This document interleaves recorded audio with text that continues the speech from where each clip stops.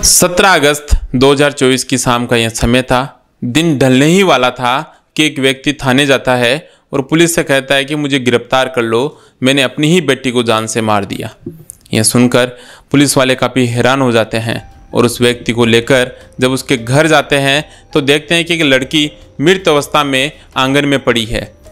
उस लड़की के गले में एक गमछा लिपटा हुआ था, जिससे देखकर पुलिस को यह अंदेशा हो गया कि जरूर इस लड़की को गमछे से गला घोंटकर मारा गया है। जानेंगे इस कहानी में कि आखिर क्या हुआ था ऐसा कि एक पिता इतना मजबूर हो गया कि उसे अपनी ही बेटी को मौत के घाट उतारना पड़ा। नमस्कार, मैं महेंद्र कुमार, आप देखना शुरू कर चुके हैं अपराध की बात पाथफाइंडर्स के साथ। हाजिर हुए एक सच्ची और वास्तविक घटना के साथ। आज हम बात करेंगे मध्य प्रदेश के ग्वालियर जिले के गिरवाई थाना क्षेत्र की। दरअसल गिरवाई थाने क्षेत्र में एक परिवार रहता था और परिवार में पति पत्नी, उनके 2 बेटे और उनकी सबसे छोटी बेटी संजना प्रजापति रहते थे। संजना के बड़े भाई ने पड़ोस के ही गांव में एक लड़की से प्रेम विवाह किया था, जिसके चलते घर में आए दिन झगड़े होते थे। इन सब से तंग आकर माता पिता ने अपनी बेटी संजना प्रजापति को गिरवाई थाना क्षेत्र के ही शिवपुरी में अपने ननिहाल भेज दिया। संजना अपने ननिहाल में आकर रहने लगती है। कुछ दिनों बाद उनके ननिहाल के पड़ोस में एक शादी समारोह था। उस शादी में संजना अपनी नानी और मौसी के साथ जाती है। संजना जब स्टॉल से खाना लेकर वापस आने के लिए मुड़ती है तो वह एक नरेंद्र जाटव नाम के लड़के से टकरा जाती है और खाना गिर जाता है। खाना संजना के कपड़ों पे गिर जाता है, जिससे उसके कपड़े खराब हो जाते हैं। संजना काफ़ी गुस्सा हो जाती है और नरेंद्र संजना के बीच में काफ़ी कहासुनी हो जाती है। बात इतनी बढ़ जाती है कि दोनों के बीच में हाथापाई की नौबत आ जाती है, लेकिन शादी में आए अन्य लोगों ने दोनों के बीच में बीच बचाव किया और मामला शांत करवाया। इसके बाद संजना अपनी नानी और मौसी के साथ घर आ जाती है, लेकिन सुबह नरेंद्र जाटव संजना के ननिहाल में उसके घर पहुंच जाता है और जाकर संजना से माफ़ी मांगने लगता है। लेकिन संजना फिर से नरेंद्र जाटव के साथ लड़ने को उतारू हो जाती है, जिससे संजना की नानी और उसकी मौसी उसको खूब समझाती है।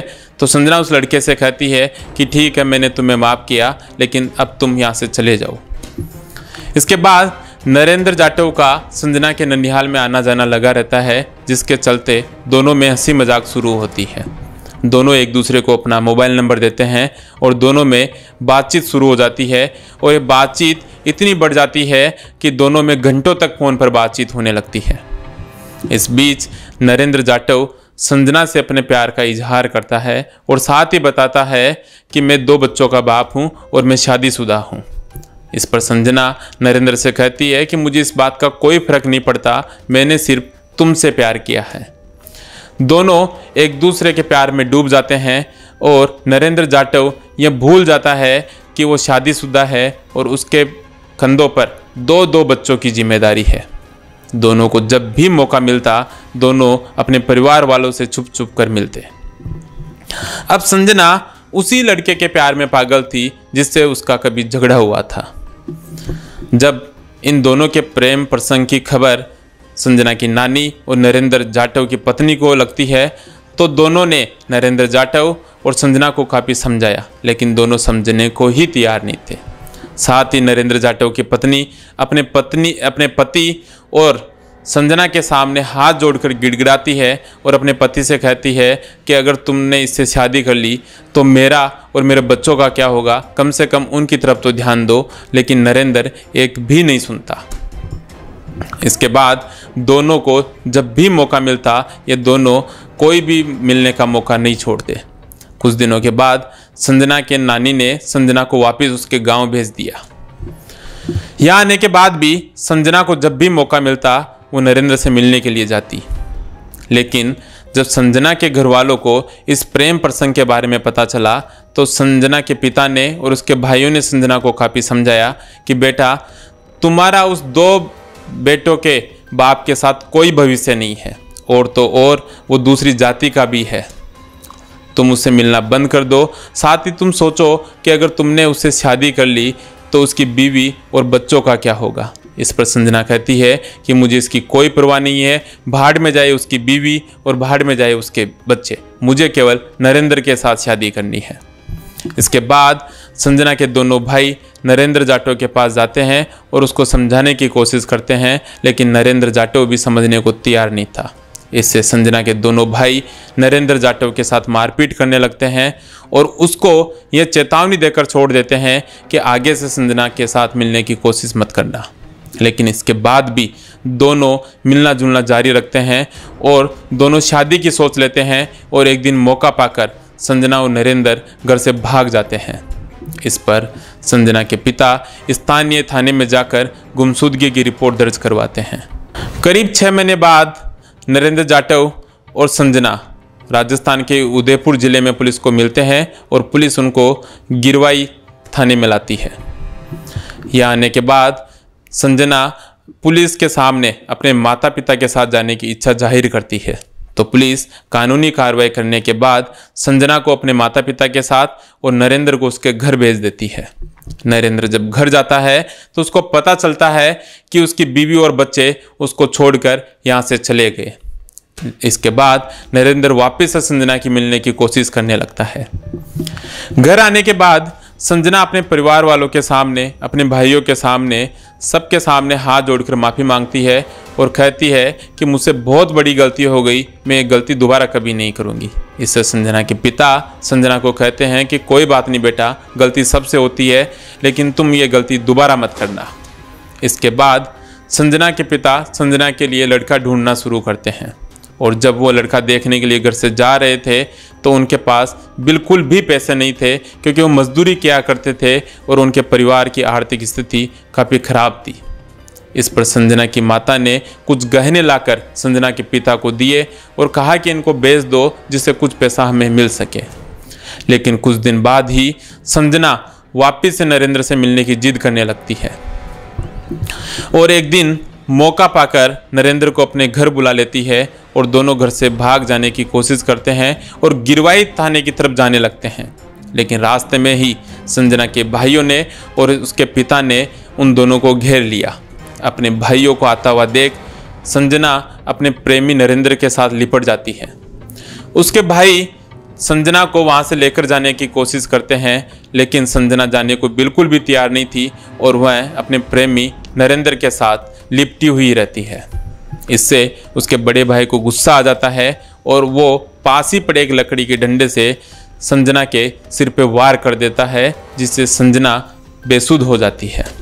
इसके बाद संजना के पिता संजना को लेकर घर चले जाते हैं और संजना के दोनों भाई नरेंद्र जाटव के साथ लकड़ी और डंडों से लगातार उसके भी वार करते रहते हैं, जिससे वह भी बेहोश हो जाता है। संजना के दोनों भाई नरेंद्र जाटव को मोटरसाइकिल पर बैठाकर लेकर जाने लगते हैं। जब घर जाने के बाद संजना को होश आता है तो उसके पिता उससे कहते हैं कि बेटा, हमने तुम्हें कितना समझाया लेकिन तुम समझने को तैयार नहीं हो। हम तुम्हारी शादी उस लड़के के साथ कर देते, लेकिन वो दूसरी जाति का है और तो और वो शादीशुदा है और 2 बच्चों का बाप है। तुम्हें उसी से शादी करनी होगी जिससे हम चाहते हैं, जिस लड़के को हमने तुम्हारे लिए तलाश किया है। इस पर संजना अपने पिता से कहती है कि आपके साथ मेरा कोई रिश्ता नहीं है, आप होते कौन हो मेरी दूसरी जगह शादी करने वाले। मैं शादी करूंगी तो सिर्फ नरेंद्र के साथ करूंगी, इसके अलावा मैं किसी के साथ शादी नहीं करूंगी। इससे संजना के पिता को काफ़ी गुस्सा आ जाता है और वो 2 थप्पड़ संजना के मार देते हैं। अपने पिता के द्वारा थप्पड़ मारने से संजना इतनी ज़्यादा क्रोधित हो जाती है कि अपने पिता के साथ ही हाथापाई करने लगती है।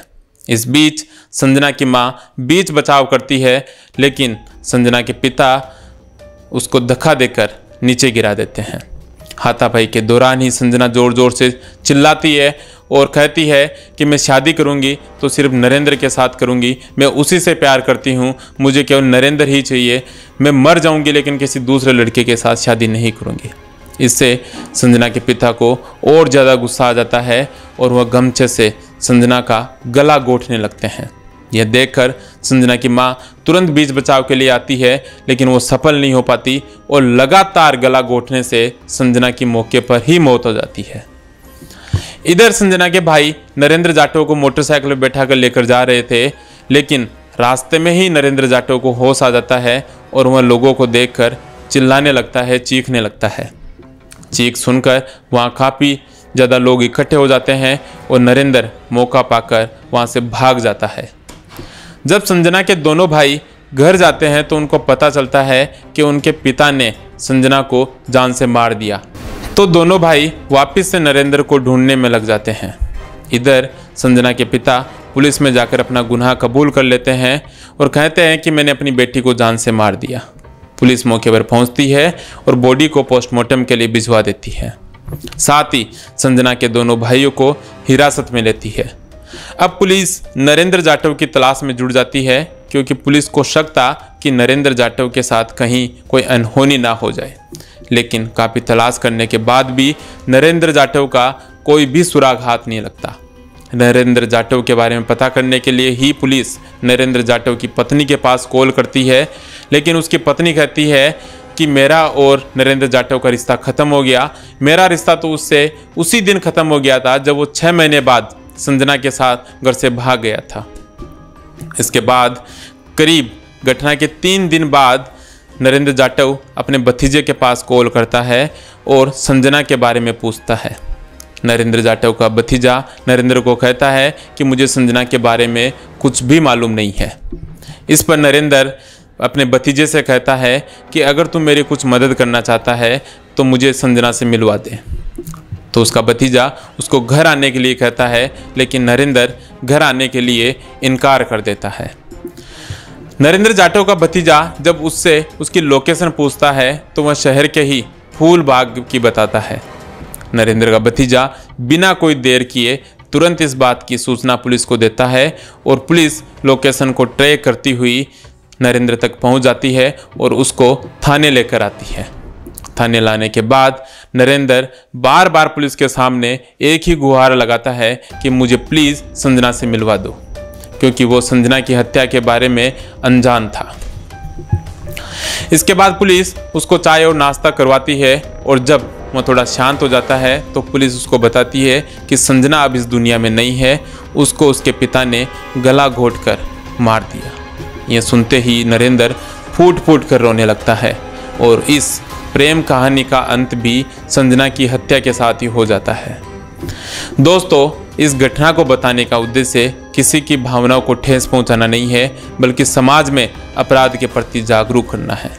और जागरूकता लाने की हमारी ये छोटी सी कोशिश आपको पसंद आई है, आपको ठीक लगी है तो हमारी वीडियो को लाइक कीजिए, अपने दोस्तों के साथ शेयर कीजिए, चैनल को सब्सक्राइब कीजिए। और हाँ, एक सवाल हम आपके लिए यहाँ छोड़ जाते हैं कि क्या नरेंद्र जाटव और संजना की तरह प्यार में ये सीमाएं लांघना ज़रूरी है? प्यार तो ये इजाज़त नहीं देता। कमेंट करके आप इस सवाल का ज़रूर जवाब दीजिएगा। जल्द हाजिर होंगे एक नई, एक सच्ची और वास्तविक घटना के साथ। तब तक के लिए दीजिए इजाज़त। नमस्कार।